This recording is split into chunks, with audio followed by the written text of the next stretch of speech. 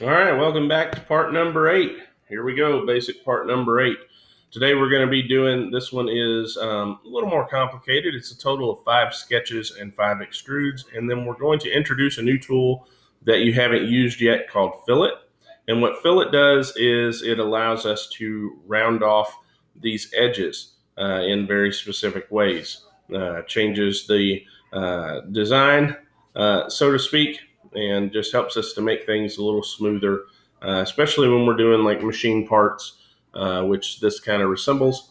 Then it's going to smooth corners are sometimes necessary. So, looking at our technical drawing, here we go. This is the multi-view drawing. And you see up here we have the isometric view. So that gives us the full view of our part. This is our front view. This is the view from the top. If you were looking straight down at this part, this is what you would see. And this is the view from the side. Now, there are a few things here that I want you to see that you didn't see in basic part number 7. So let me zoom in. Actually, I'll zoom in right here because you can best see it on this front view and the side view. So what I want you to notice is these dashed lines. Okay, we've got 2 dashed lines right here, and we've got a dashed line up here, and we've got a dashed line right here. And so the question is, what do these dashed lines represent? Well, what they represent is these are called hidden lines. Okay, hidden lines, one of the rules when it comes to dimensioning, especially when we're adding dimensions to a technical drawing, is we never dimension to a hidden line because you can't see them. Okay, they're there to let you know that there's something more to this part that we can't see. So looking at this side view right here, we know there's something here that we can't see from this view. And so that tells us, okay, we need to look at a different view in order to see what we're missing. So we come over here to the front view and we realize, okay, we've got this hole right here in the center. And if I were to look at the hole from the side, what I'm going to notice is it's going to look like a rectangle, those dashed lines. Why does it look like a rectangle? Well, the same reason this upper circle looks like a rectangle. We know that it's circular here, but from the side, it looks like a rectangle. Okay, so what about this down here? We've got a hidden thing here. We can't see it. We can't see it here. So we come out and we say, okay, let's look up here. Aha. Okay, so now we can see it looks like it looks like a basketball court, actually. Okay, so we see, looks like there's a hole here. And of course, when we come over and look at our isometric, we can see, okay, there is a hole there. That is what is represented by that dashed line. All right, so let's go ahead and start creating this. So we're going to open up a new Part Studio, and we are going to draw this from the top work plane. So click on the top of your view cube, click on your top work plane, Shift S, that's going to start your sketch. And then we are going to get rid of our top, front, and right plane. All right, so looking at our technical drawing, I'm going to draw this from the top, so I know I'm going to be using this shape right here. So I need to know the dimensions. Well, I know that according to this top view, this is going to be, my rectangle is going to be 2 inches wide, but I don't know how deep it is. So I got to look around. Well, it doesn't give it here, but it does right here. So 1.5. So I know that it's going to be 2 inches wide, 1.5 inches deep. So I'm going to grab my corner rectangle, the letter G, click my origin point, come out here. I know that it's going to be 2 inches wide, 1.5 inches tall. That gets me my rectangle, but I'm not done yet because I know that I can add a few more things to this part that will save me some time in the future. So let's see, what else is on this face? Well, I know that this circle right here, that circle is on the face. And so I know that this says, this dimension right here tells me that that circle has a radius of 0.25. And we do know that the radius is half of the diameter. So the diameter is going to be 0.5. So I'm going to come over here and I'm going to grab my center point circle by hitting the letter C. I'm going to zoom in a little bit, and right there it's lined up with the center, and I know that it's centered because I looked over here as well, and it tells me that there's the center point for that. And you know what? I don't think we actually dimensioned that. We should have. So one of the things that it should have told me was that this dimension was 1 inch from the side, and then it should also tell me that it is 0.5 inches from the bottom. Okay, and since this is 1 inch, I can see that that is in the center, so I know that I can line it up with my center point. And then this 0.5 tells me how far away from the edge I need to be. So I'm going to grab my center point circle. I'm going to find that, oops, there's my center point circle. All right, there's my center point. So I'm going to draw a circle that is 0.5 inches. And then I'm going to hit escape to get out of that. I'm going to move this a little bit so I can see my dimension. Then I'm going to grab my dimension tool, the letter D, and I'm going to measure from this center point to this line. I'm not going to measure to the center point of the line. I'm going to measure from the center point of my circle to the outside line. I'm going to click, slide over here, pull my dimension outside, and it's going to be 0.5. And we are good to go. So now that's all I'm going to do on this sketch. I'm going to hit my isometric view. I'm going to zoom out a little bit, and I'm going to come back over to my drawing, and I'm going to look to see how thick is this. And my base is 1/2 inch thick. So that's what I want. So I'm going to come over here and I'm going to hit Shift E to extrude. It's going to come up. That's what I want. And I want it to come up 1/2 inch, so 0.5 inches, and hit enter. All right. So that is sketch number 1. All right. So I'm going to come over here just to make sure that I create this in the same order. And the next thing we're going to do is we're going to add some fillets, because if you look right here, we can see that our part has rounded corners in the front. Okay. And this tells me that the radius of that corner is 0.25 inches. So I'm going to come over here to my drawing, or to my part, and I'm going to choose my fillet tool, which is right here. It's Shift F. So if you want to use your keyboard shortcut, you can do that. Shift F. That gives you, it'll pull up your fillet menu. And then what you're going to do is you are going to mouse over your part until you get this corner here highlighted, and you're going to click on it. And then we're going to come over here and we're going to do the same thing. We're going to spin this around. I'm going to grab just that corner and click it. And then what you're going to want to do is you're going to want to make sure that your radius is 0.25 inches. Now mine automatically went to 0.25 inches because that was the last dimension that I used for a fillet.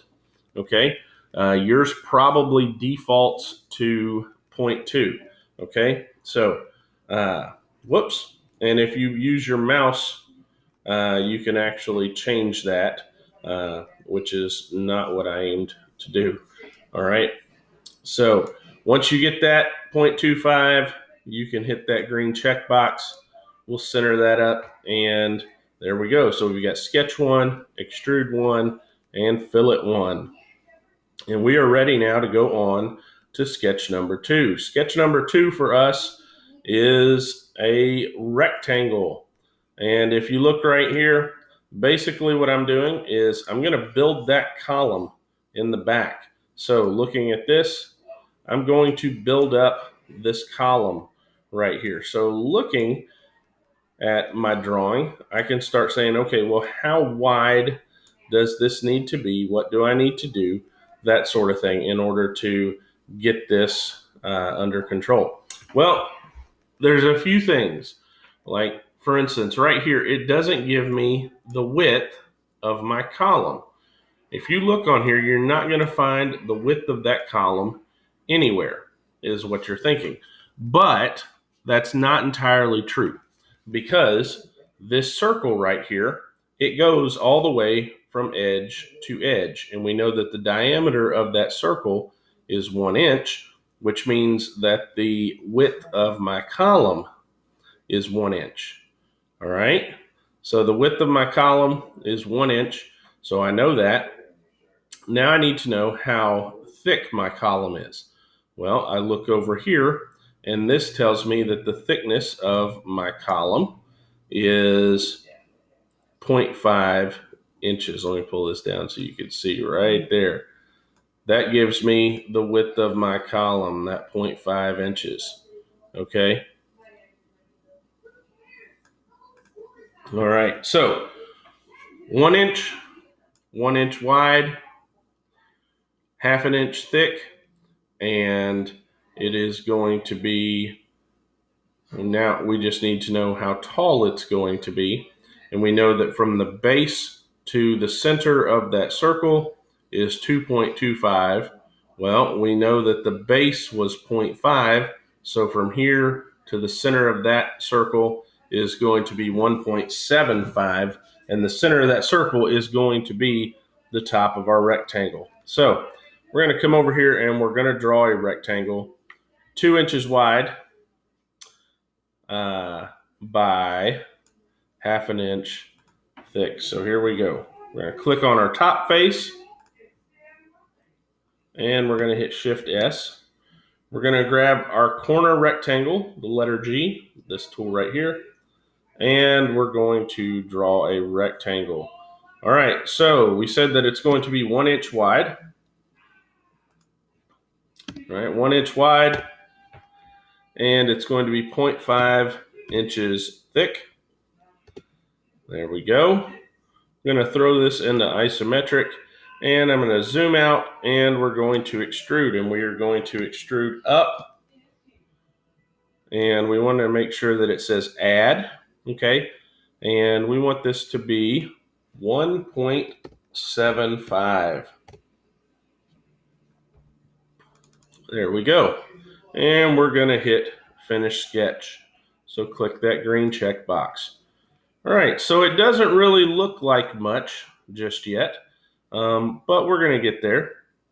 All right, so now we need to get this circle on the top, okay? Need to get that circle on the top, and that's going to be sketch number 3, if I am remembering. Oh, did I go ahead? Okay, we can go ahead and do this. I forgot about that. All right, so if you notice, we've got some curved features right here, okay? And on our part, we've got flat features. And so we think, okay, how do we get those to be curved, okay? There's a couple of ways we could do it. The easiest way is to use that fillet tool. So we're going to click our fillet tool or Shift F, and we're going to click this corner, spin around, and click this corner right here. And what we see is, okay, that kind of looks right, but if we're looking at our drawing, we can see that that fillet actually comes all the way out to the edge. All right, so we look at this and we say, okay, so this went about halfway to the edge at 0.25, so we're going to change our radius to 0.5. And when we do, there we go. That's going to give us, oh, it almost gives us what we want. So perhaps, okay, I see what I did there. All right, so what you're going to notice is I forgot to do something in sketch number 2. I forgot to tell my column where it was supposed to be located. So if you look at sketch number 2, double click on sketch number 2 and bring it back around, what you're going to find out is the distance from here to here is different than the distance from here to here. So we need to set that dimension. So from the side of my column to the side of my base should be 0.5. Once I add that, then when I come back, now my fillets are going to line up. All right, easy, common mistake. When you see something like that, you can always go back and fix it. And how do we know for sure that it was a 1/2 inch from the edge? Well, we can look right here and we can see that this was centered. And let's see, I was thinking that somewhere it should have, that should be something that we include in our dimension drawing. Okay, so sometimes you're going to realize that there was something left off a dimension drawing. That right there, that was important information to know. All right, so it's a constant give and take. All right, so now we've got this far. Now let's go ahead and let's add in our circle at the top. All right, so we know that it's a 1-inch diameter circle, and then it's got an inner circle of 1/2 inch. So let's come in here and let's click on the front of our view cube, and we're going to click right here and start a sketch. And what we're going to do is, this one is actually pretty simple. We are going to do a center point circle. We're going to find that center point right there, click, drag out to the corner, and click again. And that is all we're going to do right here. Let's see. All right. Now then, let's look at our drawing for just a second. All right, so we know that it is 1 inch thick. We know that this is 1/2 inch. Okay, so we're actually going to do a symmetrical extrude, but before we do that, we're going to add our center point, okay, or our center hole. So we're going to come back over here, click on our front view cube again, grab your center point circle one more time, click on that center point, drag out, and this is going to be 0.5. Okay. All right, so now what we're going to do is we're going to throw this in isometric, and we're going to hit Shift E. All right, that's what we want, but we don't want it to come out an inch to the front. What we want is we want this to go symmetric. There we go, and 1 inch is what we want, but we want that hole to go all the way through. So we may actually, what we're going to have to do is we're going to have to